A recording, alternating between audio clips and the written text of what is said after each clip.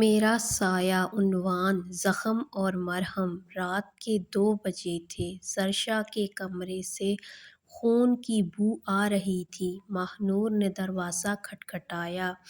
کوئی جواب نہیں۔ اس نے دھیرے سے دروازہ کھولا۔ سرسا زمین پر گرا ہوا تھا۔ کندھے سے خون بہہ رہا تھا۔ سرسا ماہ نور دوڑ کر اس کے پاس بیٹھ گئی۔ سرسا نے آنکھ کھولی، ہونٹوں پر ہلکی سی مسکراہٹ۔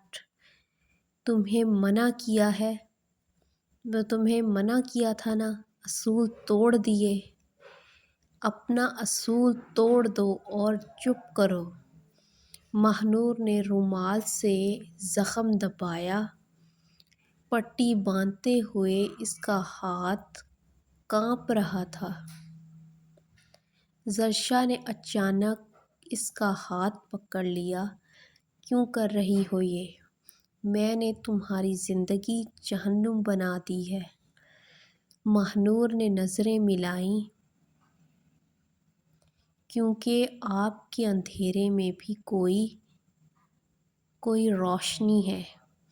میں نے دیکھ لی ہے۔ سرسا چپ ہو گیا۔ پہلی بار اس کی آنکھیں نم تھیں۔ اس نے ماہ نور کا ہاتھ اپنی گال پر رکھا۔ اگر میں ٹھیک ہو گیا تو کیا تم میرا سایہ بن کر رہو گی؟ باہر سے پھر گولی کی آواز آئی۔ سرسا ایک دم اٹھا۔ زخم کے باوجود وہ ماہ نور کے آگے کھڑا ہو گیا۔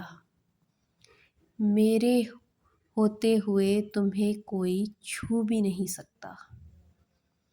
اگر آپ کو ہماری یہ ویڈیو پسند آئی ہو تو ہماری ویڈیو کو لائک کریں، ہمارے چینل کو سبسکرائب کریں اور کمنٹس میں اپنی قیمتی رائے ضرور دیں۔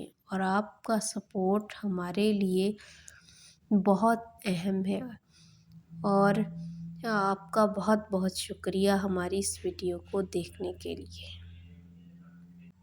شکریہ۔ خدا حافظ۔